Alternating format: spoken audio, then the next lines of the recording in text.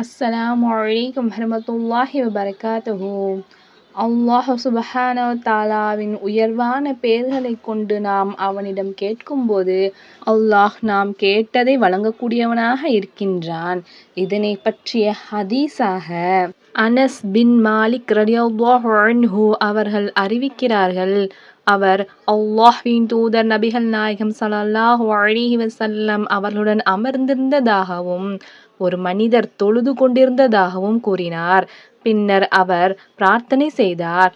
அல்லாஹும்ம இன்னி அஸ்அலுக்க பி அன்ன லக்கல் ஹம்து லா இலாஹ இல்லா அன்தல் மன்னானு பதீஉஸ் ஸமாவாதி வல் அர்த் யா தல் ஜலாலி வல் இக்ராம் யா ஹய்யு யா கய்யூம்.